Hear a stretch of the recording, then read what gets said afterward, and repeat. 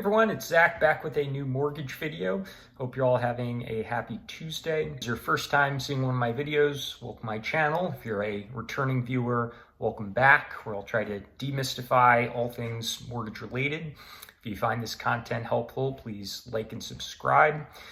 So today I wanted to talk about tomorrow, the Fed's rate decision, and why this will probably be the most impactful decision the Fed has made in over a decade. So all indications are that the Fed is going to cut rates tomorrow for the first time since they started hiking rates in 2022 to curb inflation. However, as of a day before this rate decision, the market is still pretty much a toss-up as to whether it is a quarter or a half-point rate cut.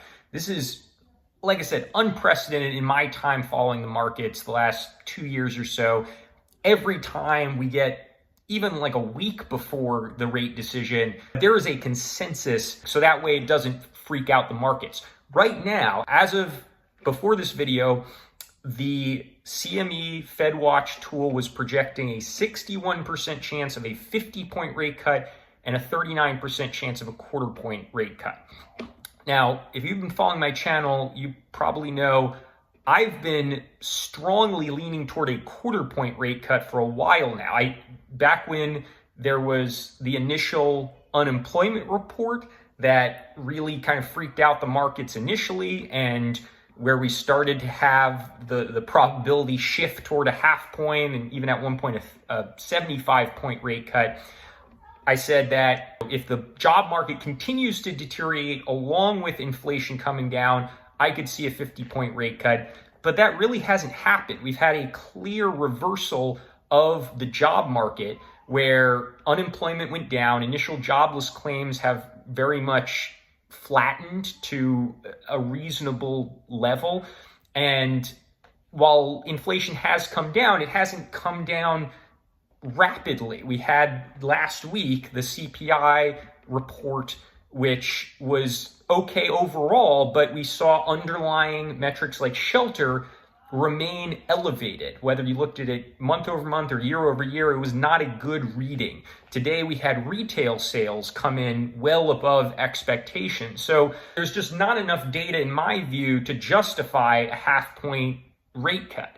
And it's not a scary enough time to feel like a half-point rate cut is going to stave off a recession. So let's talk about what will happen if we do get a quarter-point rate cut, as I'm expecting. With this high of a probability baked into the mortgage rates and the markets of a half-point rate cut, if we only get a quarter-point rate cut, on one hand, you're going to get news of, hey, the Fed's cutting rates. This is what everyone's been waiting for. But it's going to hurt mortgage rates because it's based on the probabilities. It's not based on what the Fed actually does. We're not going to get a quarter point lower mortgage rates because the Fed cuts the Fed funding rate a quarter of a point. In reality, if we only get a quarter point Fed funding rate cut, we will see mortgage rates go up. Now, on the other hand, if the Fed does cut 50 points, then because there is a 39% probability right now of a quarter point rate cut, that will help mortgage rates. I don't think it'll help mortgage rates as much as a quarter point would hurt mortgage rates. But either way, the market is going to swing dramatically tomorrow. And I would argue, as I've seen other people argue, it's kind of a failure on the Fed. Like, there was a time years ago where the Fed really didn't publicize their thoughts or anything about their rate cuts. You just had, randomly at some point in the month, the Fed chooses to hike rates, keep rates the same, or cut rates. And that was it. There was not this back and forth communication you have now where Jerome Powell will have press conferences, other members of the Fed will have press conferences. And the whole point of them doing that is so that there's not this dramatic swing, that the markets kind of have an idea of what they're doing, so that, rather than one day where rates spike up or spike down, you have like a gradual buildup as the market kind of comes to a consensus. So I would argue that the fact that we're still so undecided is a failure on the Fed to do what they're supposed to with these press conferences. So I'll be very curious to see what happens tomorrow.